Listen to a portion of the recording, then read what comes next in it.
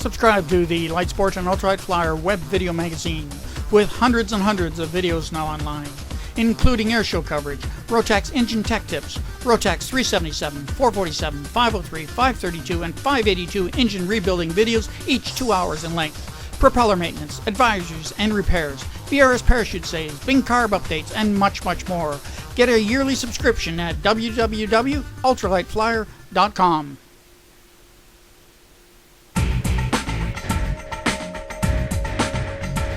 This is the Revo, R-E-V-O, an amazing little trike. Built in a most unusual way right here in America, which for itself is different. Trikes were invented here, but sort of went overseas and stayed overseas after that.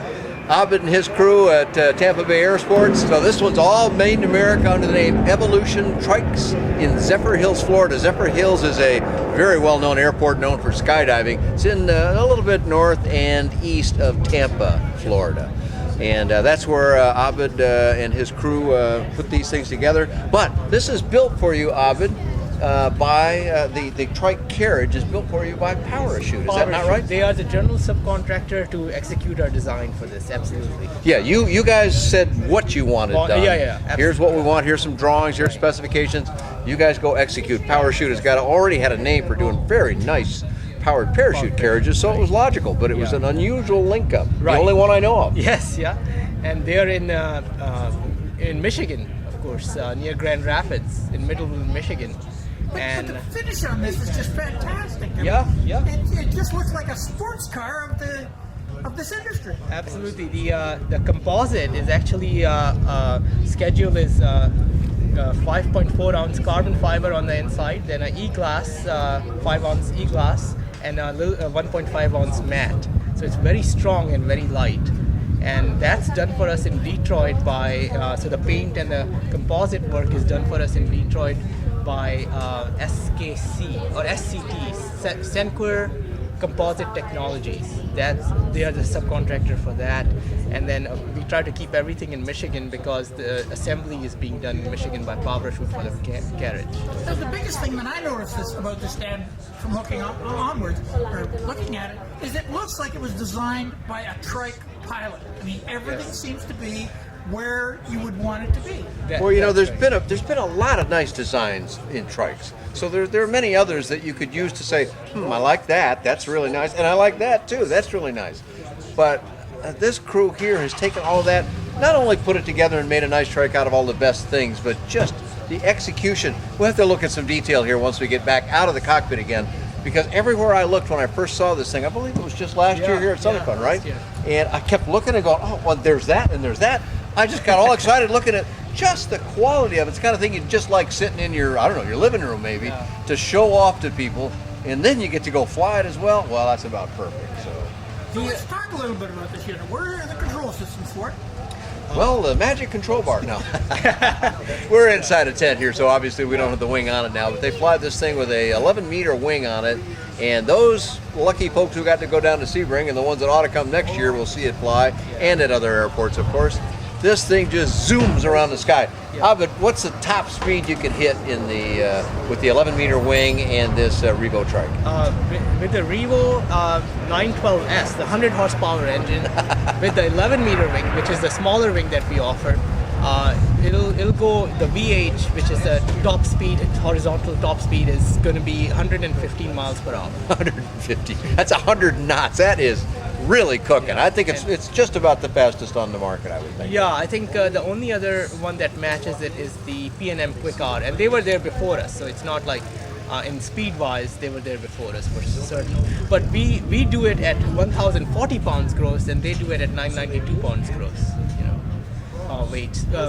But the cruise speed is anywhere from 70 easily, 65 actually, all the way to 100 miles per hour hands-off trim speed with the electric trim.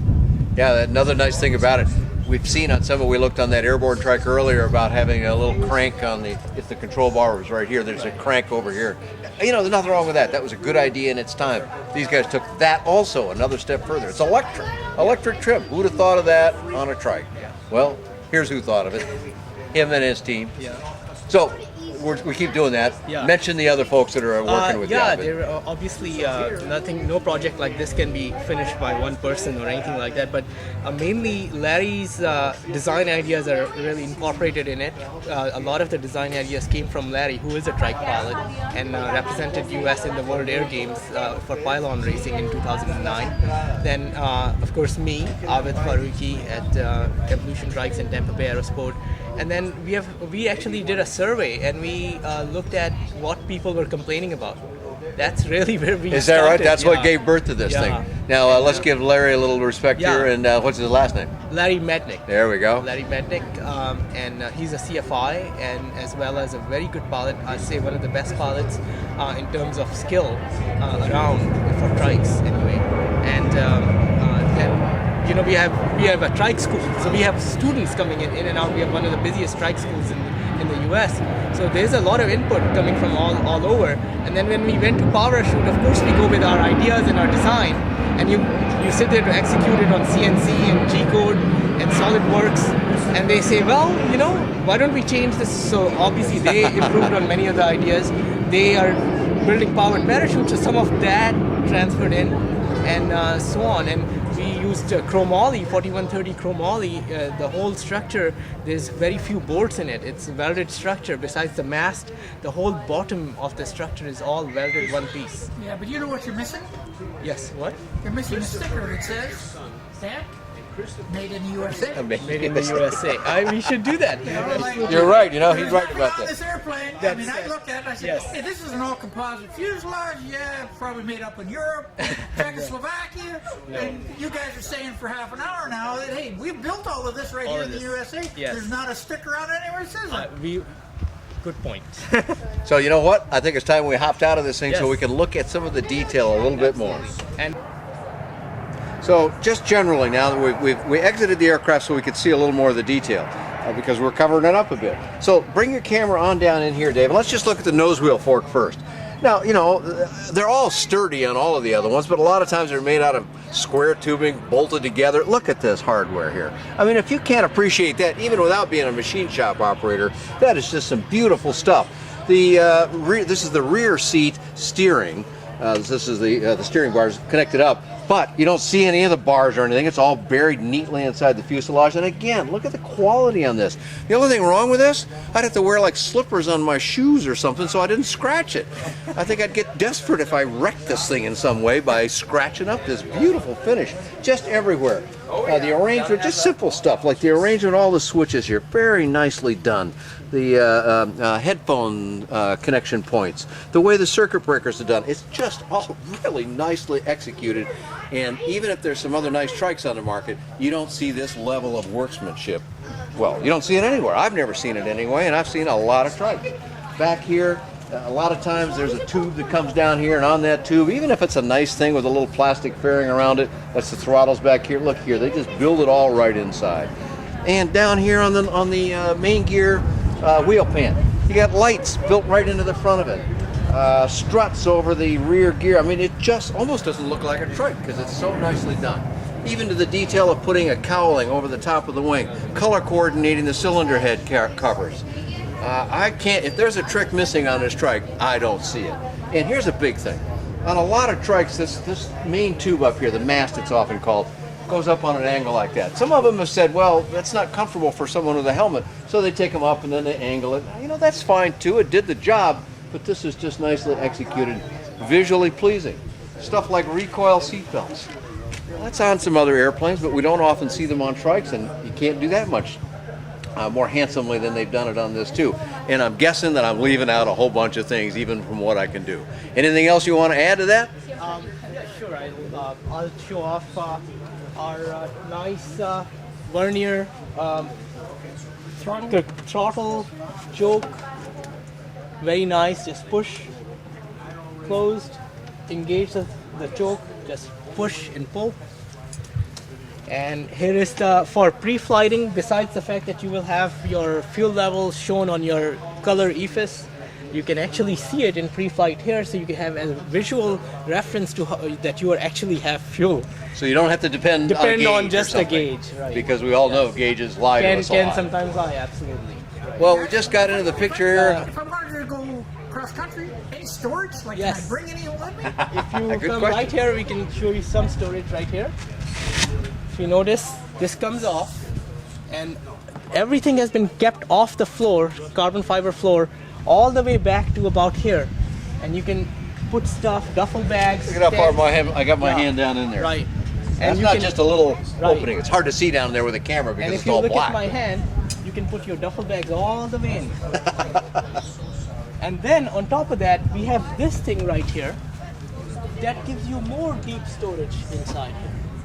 So And it can- gives you a little wheel fairing at the Right. same time. and gives you a little mud guard or wheel fairing at the same time. And the main thing is that you can pretty much put 3 duffel bags in here. Is that right? You can get Yeah. 3 duffel bags in Yeah. there? Well, while we've been looking over all these nice details on this very handsome airplane, its partner, or associate anyway, came up here. Meet Larry. Larry is also a key guy behind this whole project, and he's the one that Abid was so kind to say is an excellent pilot of these. We've seen him racing around the skies. He's finally stopped still for a minute. So let's ask him a question or two about the beautiful upholstery work on here. Yeah, you know, a lot of aircraft here at the show and other trikes, they've done kind of just a seat cushion that inserts, and we just wanted to take it to the next level. One of the ideas behind the Revo, you know, Dan already mentioned the headroom that you have and the nice armrest and that kind of thing. But, you know, it's for flying, and, you know, we're getting to the point where we can go fast enough, we want to go far, and we need to be comfortable all day long. So if you're flying for 6-7 hours in a day, probably just sitting on something the equivalent of a throw pillow isn't what you want. Not going to get it. And the memory foam that we're using here, the highest quality foam available. Oh, yeah, you can see that. Press padding- down on it and it reflects it. Yep, all the way around. Really, really solid seating. It really gives you a nice firm feel, especially if you do wind up flying in some severe turbulence at times as you're doing a big cross country. The comfort and the security that these seats give you, and the armrest for both the passenger really makes a big difference for just kind of sitting on a seat. You got kind of a nice bucket seat arrangement here to begin with, all part of the design. It's not a separate structure that needs to be added to it. It's built right into the to the carbon fiber work. But after we lower the seat down here, Larry mentioned the armrests or side supports. But you know what's really important about this is a lot of times when you're taking a passenger in this kind of aircraft, the pilot sits up front, of course, unless you're doing instruction or something, and the other person sits in the back. And for some people, this look down here is pretty abrupt, and they get a little nervous about it. But with this solid structure beside you and seat belts properly in, you're going to satisfy a lot of people that might otherwise be a little bit concerned about flying in this aircraft. Also, I've noticed they grab here if they become scared for some Rather reason, than you, as huh? opposed to here, and that's very helpful when you're That's the pilot. pretty helpful, isn't it? Yeah, because somebody choking you, that's not so good. Yeah. Not on the flare. During the flare, the air is still enough that you don't need any eye protection to fly this machine, even at 100 miles an hour. Is that right? And therefore, the air is not just swirling around your body; it's a still air pocket. We're able to duct the heat coming off of our oil cooler and our radiator up through the floorboard, up into the center of the trike, and the control bar actually gets warm enough that it heats up the metal control bar on the wing. Now, the cabin heat was so effective that we needed to turn this cabin heat off. Is that right? And so Unbelievable. one of the things that the production models all have, if you look at the nose of this machine, is an aqueduct. Oh, yeah. That there does two things. Not only does it bring in fresh air, but it relieves the force that drives the hot air forward, which is a low pressure system formed by the air passing over the side of the trike. So not only can you bring in nice cold fresh air on your feet on a hot summer day, but it stops the heat, and now the heat all goes out the back exhaust grill. Beautiful. What a nice job. An open cockpit airplane. I mean, wide open with cabin heat. And the difference really is with you can wear a t-shirt when you really want to wear a life jacket. So one of the advantages of going fast then is you already got a windscreen up here, and that'll deflect some air. We all can imagine that. But when you go fast enough, it actually creates a bubble around you, a kind of a bubble around you, and from that you're able to make this cabin heat work. Really good stuff. So more information about this. We haven't hit it all yet. There's more about how you get engine access and so forth, but you're going to have to go investigate on your own now, folks. You want to go to evolutiontrikes.com. And that's where you can pick up lots of information on the Revo, which we're looking at today. And Dan, do you have any information on this on your site yet? I do not yet, but we're working on a flight report, and that'll be available on bydanjohnson.com or bydanjohnson.com.